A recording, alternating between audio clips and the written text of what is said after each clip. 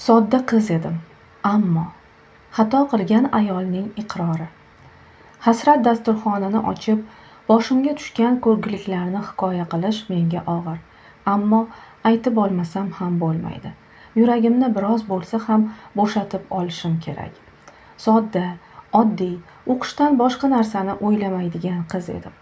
Tibbiyot kollejida o'qirkanman, xayolimni faqat shu sohaning ustasi bo'lish orzusi egallagan, kursdosh dugonalarimday vaqtni hali kino, hali teatru bog'larda o'tkazish, ota-onamdan pinhon yigitlar bilan uchrashishni umuman o'ylamasdim. Men uchun bular qiziq emasdi. Undan ko'ra uyda tinchgina kitob varaqlab o'tirganim ma'qul tuyulardi. Balki shuning uchundir ota-onam menga behad ishonishar, oyim ko'pincha qo'shni ayollarga qizim juda aqllida, faqat o'qishni o'ylaydi, yigitlarga qayrilib ham qaramaydi deb maqtardi. Qo'shnilar ham oyimning gapini quvvatlab, qizingiz chindan ham juda sodda, yaxshi qiz, qaniydi hammaga shunday qizni kelin qilish nasib qilsa deyishardi. Bu ta'riflarni eshitgan sayin o'zimning aqlli ekanimga ishonchim ortib, o'qishga qattiqroq berilardim. Ammo bu holat o'tkinchi ekan. Men butkul boshqa odamga aylanib qoldim.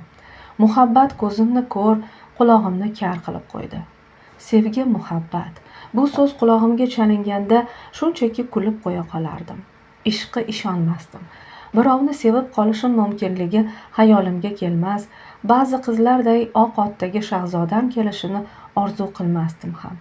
Men uchun hayotdagi hamma narsa, hatto munosabatlar ham juda jo'n, oddiy edi. Qizlar ota-onasi ma'qul deb topgan yigitga turmushga chiqib, xotirjam yashayvergani tuzuk deb o'ylardim. Lekin kutilmaganda qalbimga muhabbat mehmon bo'ldi. Sevgiga ishonmagan qiz ishq asirasiga aylandi-yu, o'zini, butun dunyoni, avvalgi o'y-hayollarini, orzularini unutdi. Undan o'zgasini o'ylolmay qoldi. Ilgari kitob o'qiganimda so'zlarni, gaplarni ko'rardim. Endi bo'lsa faqat uning chehrasi ko'z o'ngimda namoyon bo'laverar, meni hech qayerda bir zumga tinch qo'ymas, ta'qib qilgani qilgan edi. O'z holatimdan o'zim qo'rqib ketdim.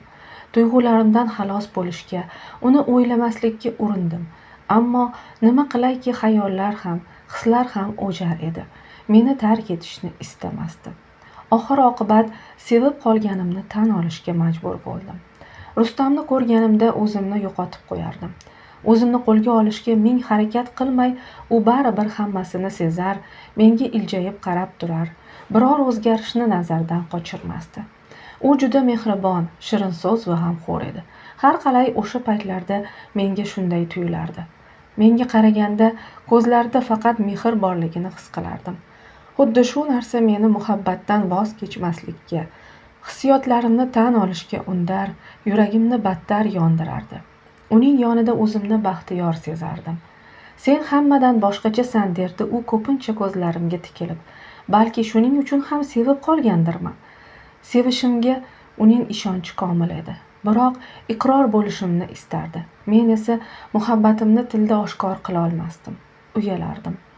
Hammasini ko'rib bilib turibsiz-ku, nega meni qiynaysiz, derdim o'pkalab.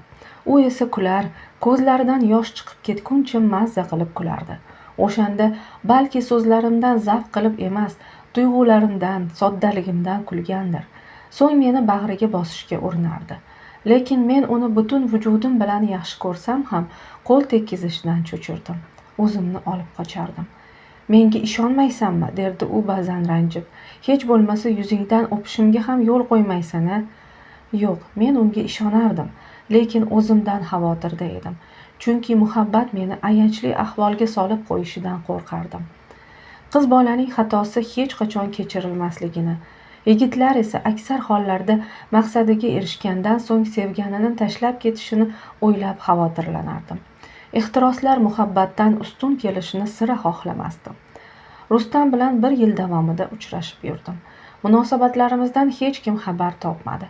Ota-onam esa kim bilandir sevishganimni hayollariga ham keltirishmas, biror yigit bilan yurishim mumkinligiga ishonishmasdi ham. Tuyg'ularimni hammadan pinhon saqlarkanman, sevgi olamida nihoyatda baxtiyor edim. Rustam bilan uchrashishni intiqib kutardim. boshqa hech nimani o'ylamasdim.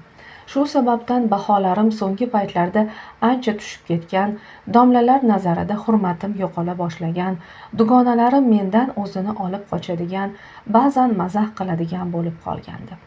Lekin bu narsa meni unchalik tashvishga solmas, muhabbatdan boshqasi bekor deb o'ylardim.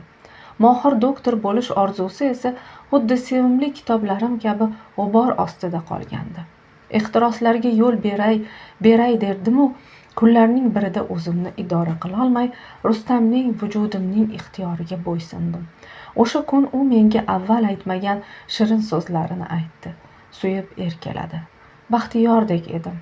Biroq ehtirosga berilib nomusimni yo'qotganimni anglaganimda ko'zimga dunyo qorong'i ko'rinib ketdi. O'zimni qarg'ab obdon yig'ladim. Rustam meni yupatishga urindi. Qayg'urma, hammasi yaxshi bo'ladi. Axir biz baribir turmush quramiz-ku. Mana ko'rasan, hali hammadan baxtli bo'lamiz. Sevgilimning so'zlariga ishongim, bu sharmandalikni unutib, faqat baxtiyor kunlarni kutgim kelar. Umidlar qalbimga taskin bergandek bo'lardi albatta. Yurakdagi bir xavotir meni sira tinch qo'ymas. Baxtiyor kunlaring tugadi, sharmanda bo'lasan endi deyayotgandek bo'lar, o'zimni qo'yarga joy topolmay qolardim. Rustamning esa parvoyi falak, har doimgidek kulib, hazillashib, quvonib yurar, ko'zlarim tubida yashiringan hadikni payqamas. Xavotirimni aytganimda esa, aytdim-ku hammasi yaxshi bo'ladi deb, namuncha o'zingni qiynaysan, biroz sabr qilgin, yoz kelsin turmush quramiz derdi. Men har kuni Rustamning onasi sovchilikka kelishini kutardim. Eshik qo'ng'irog'i jiringlaganda har gal yugurib borarkanman, yuragim bir ilinj bilan gursillab urayotganini sezardim. Ammo tanish odamlarni ko'rganimda hafsalam pir bo'lar, ko'nglimdagi vahima kun sayin ortib borayotganini o'ylardim. Afsuski, kun o'tgan sayin Rustamning menga munosabati o'zgara boshladi. Buni sezmaslikning iloji yo'q edi. Chunki u avvalgidek mehribon, shirin so'z oshiq emas, qo'pol, dag'al, xuda-behuda dakki beraveradigan, nigohlarida muhabbat o'ti emas, befarqlik aks etgan bir yigitga aylangandi. Undagi o'zgarish vahimamni battar oshirdi. Rustam aka, menga munosabatingiz o'zgarib qoldi. Mendan ko'nglingiz sovudimi? So'radim bir kuni chidolmay. Garchi bu savolni berish menga juda og'ir bo'lsa-da. Avvalgidek mehr bilan qaramaysiz odamga. Dilor, nega hamma narsaga shubha bilan qarayverasan-a? Tutaqib ketdi u. Ko'zlarini olib qochdi. Hamma narsadan boshqacha ma'no axtarasan. Hadeb gumonsirayverganingdan keyin odamni bezdirib qo'yasan-da. Demak mendan bezib qopsiz-da. Aytdim-ku, hamma narsadan boshqacha ma'no chiqarasan deb. Rustam menga o'qrayib qaradi. Men senga nimani tushuntiryapman-u, sen nima xayoldasan? Iltimos, meni to'g'ri tushunishga harakat qilgin. Shundan so'ng ko'nglimni xotirjam qilishga, Rustam bilan turmush qurishimizga o'zimni astoydil ishontirishga urindim. Baribir ko'nglim xijil edi. Kutilmaganda vujudimda g'alati o'zgarishlar bo'layotganini sezib qoldim. Ko'nglim aynib o'qchiy boshladim. Ilgari hech bunday holatga tushmaganim uchun bu o'zgarishlar faqat bir narsadan darak berishini o'ylab dahshatga tushdim.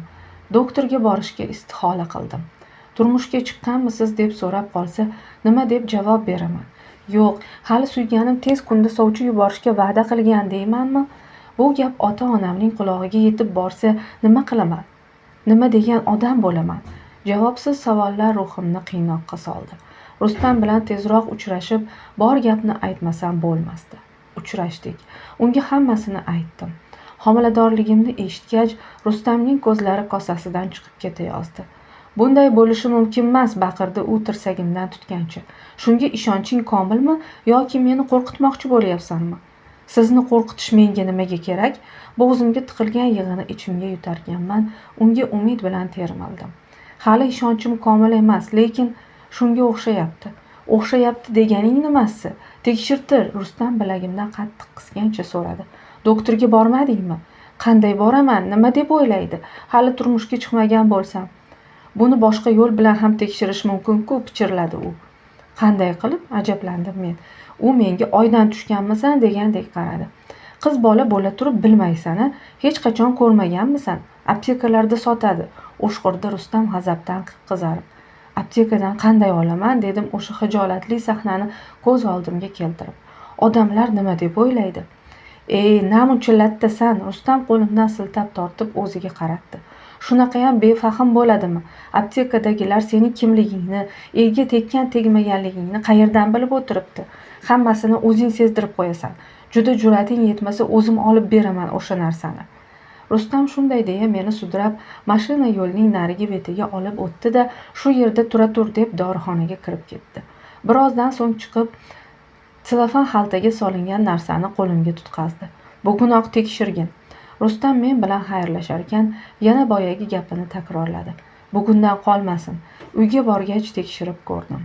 Gumon qilganimdek homilador ekanman. Butun vujudimni dahshat hissi qamrab oldi. Endi nima qilaman? Kimga dardimni aytaman? Onam oshxonada paytida darrov Rustamga qo'ng'iroq qildim. Alo, Rustam aka, tekshirdim. Nima ekan? Sizga aytganimdek tasdiqladi. Endi nima qilamiz? Shunday deya yig'lab yubordim. O'zingni bos. Rustam jim bo'lib qoldi. Anchadan so'ng dag'al ovozda dedi. Ertaga har doimgi joyda ko'rishib, hammasini gaplashib olamiz. Soat 3ga boraman. Sen ham kech qolmagin, tushundingmi? Xo'p, go'shakni joyiga qo'yarkanman o'zimni bosa olmasdim. Ko'zimdan yosh quyilaverdi. Ammo onam kirib qolishidan cho'chiganim uchun darrov hammomga o'tib yuzimni yuvib tashladim-da, jilmayishga urinib oshxonaga kirdim. Oyim xamir yoyish bilan ovora ekan, ahvolimni sezmadi. Ertasiga belgilangan paytda belgilangan joyga yetib bordim. Rustam toqati toq bo'lib kutib turgan ekan. Meni ko'rishi bilan o'shqirdi. Ertaroq kelsang bo'lmasmidi? Vaqtida keldim-ku.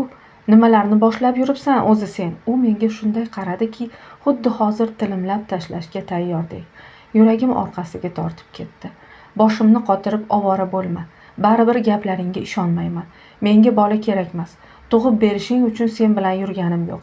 Agar munosabatimiz avvalgidek bo'lsin desang, uni oldirib tashlaysan. Quloqlarimga ishona olmasdim. Qarshimdagi yigit bir paytlar meni sevib, dunyolarni baxsh etishni va'da qilgan oshiqqa sira o'xshamasdi. Uning ko'zlarida men faqat nafrat va jirkanishni ko'rardim xolos. Axir bu ikkimizning farzandimiz-ku, uni qanday qilib esingni yig'ib ol. Rustam yelkamdan tutib o'ziga qaratdi-da do'q urdi.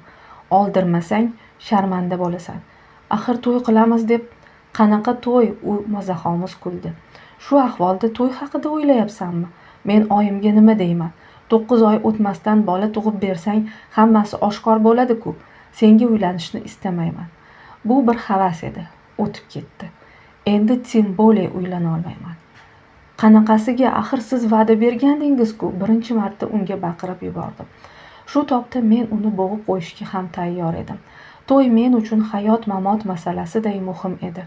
Shu paytgacha meni aldab keldingizmi? Aldadimmi, yo'qmi?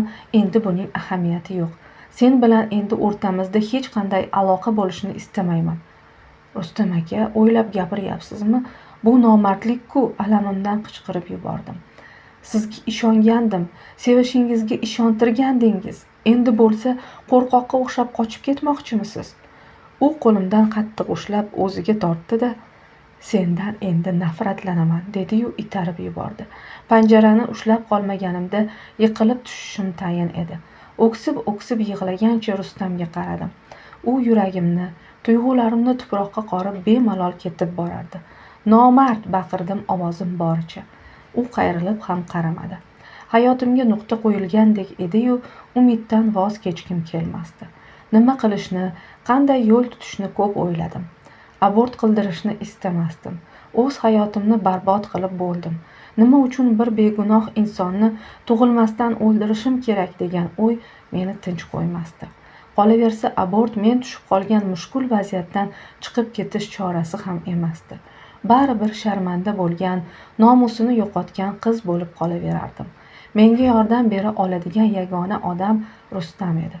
O'sha meni aldagan, qo'ynimni puch yolg'onga to'ldirgan Rustam. U bilan uchrashishga, gaplashishga, insofga chaqirishga yana ko'p urindim. Foydasi bo'lmadi. U meni tahqirladi, kamsitdi, hatto buzuq deb atashgacha bordi.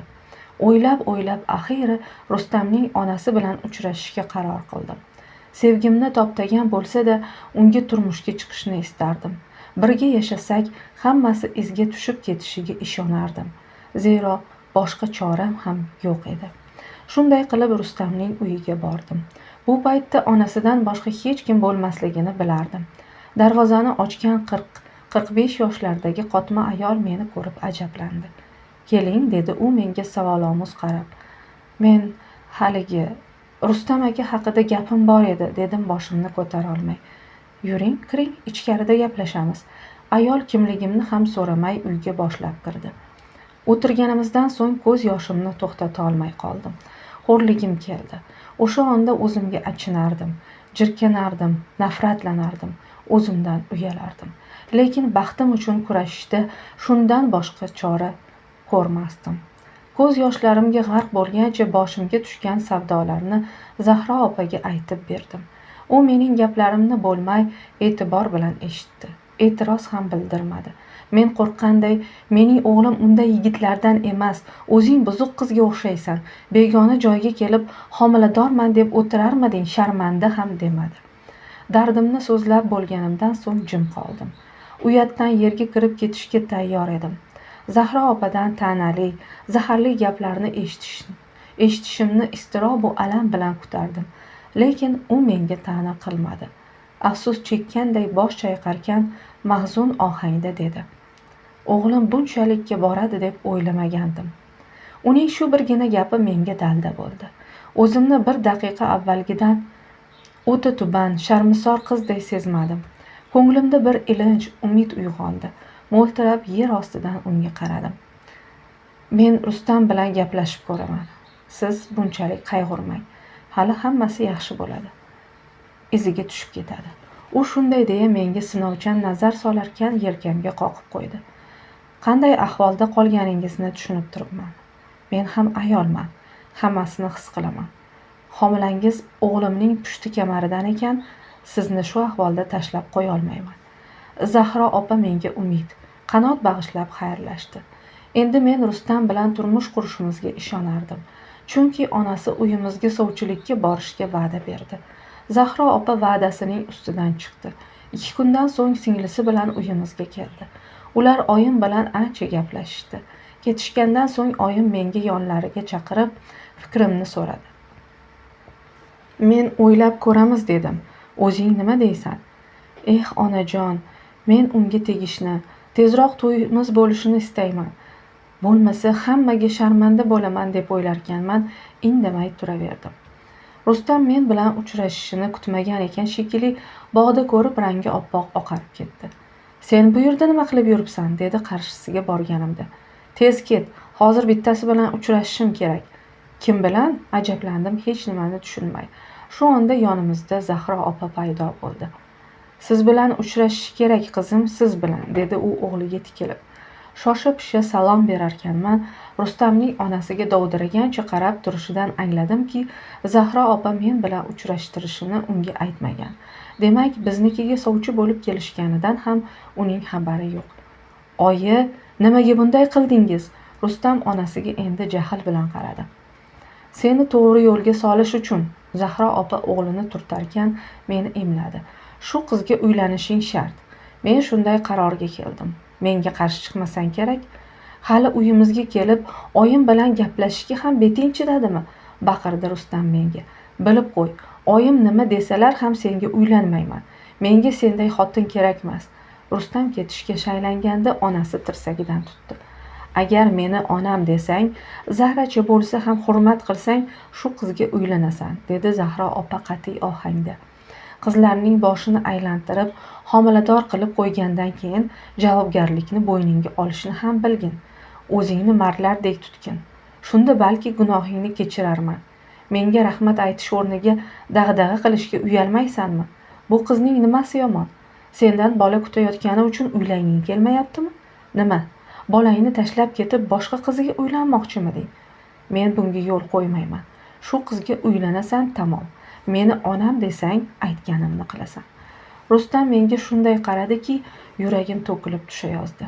Uning ko'zlaridagi nafrat shu qadar cheksiz ediki, turmush qurgudek bo'lsak ham hayotimiz xuddi jahannamdagiday o'tishini tushundim. "Qo'ying", dedim Zahro opaga o'zim kutmagan holda. "Rustam aka uylanishni istamayaptilar. Majburlagan bilan bo'lmaydi. Agar bola otasiz o'sishiga befarq qarasalar, nachora, uni o'zim katta qilaveraman. Shunday deya keskin qayrildim-da, jadal yurib ketdim. Ortimdan kimdir keladi deb o'yladim. Yo'q, hech kim kelmadi. Hatto nevarasining otasiz o'sishini istamaydigan Zahro opa ham miq etmadi. Xazonlar to'kilgan yo'lkadan asta ketib borarkanman, hayotimning eng qora kunlari boshlanganini o'ylab, iztirobdan unsiz yig'lardim. Sharmanda bo'lganimni o'ylardim. Men bo'lgan ishlarni onamga qanday aytishni, qanday yo'l tutishni bilmasdim. O'z yog'imda o'zim qovurilardim. Sharmanda bo'lishimni o'ylasam, dunyo ko'zimga qorong'i tuyulib, bundan ko'ra o'lganim yaxshi deb o'ylab qolardim. Bir hafta ichida 5 kiloga ozib, ko'zlarim ich-ichiga botib ketdi. O'zimni ko'zguda ko'rib, arvohga o'xshab qolganimni payqadim. Balki siqilib o'lib ketarman. Bu o'y qanchalik vahimali bo'lmasin, menda qandaydir ilinj paydo qildi. O'sha damlarda men uchun barcha azoblardan xalos qiluvchi yagona chora o'limdek tuyulardi. O'zimni yorug' dunyo bilan xayrlashishga tayyorlay boshlagandim hatto. Lekin kutilmaganda Zahro opa yana uyimizga keldi. Oyimdan men bilan alohida gaplashib olishga ruxsat so'ragach, yoniga kirdim. U men bilan har doimgidan boshqacha, kulib, jilmayib, quchoqlashib ko'rishdi. Hayron bo'lsam-da, taajjubimni sezdirmay gap boshlashini kutib turaverdim. "Qizim, nega kelganimni bilasizmi?" dedi u ko'zlari chaqnab. "Bilmasam", yelka qisdim. "Rustam rozi bo'ldi uylanishga." Zahro opa chindan ham xursand edi. "Men majbur qilganim yo'q. O'z ixtiyori bilan sizga uylanmoqchi. O'sha kungi gaplardan keyin bolang yetim o'sishini xohlasang, bilganingdan qolma" deb o'z holiga tashlab qo'ydim. 3-4 kun siqilib, indamay yurdi-da, gaplarim ta'sir qilibdi shekilli. O'tgan kuni "Oyi, men noto'g'ri ish qilayotgan ekanman. Bizning gunohimizga begunoh go'dak jabr tortishi kerakmas" deb qoldi.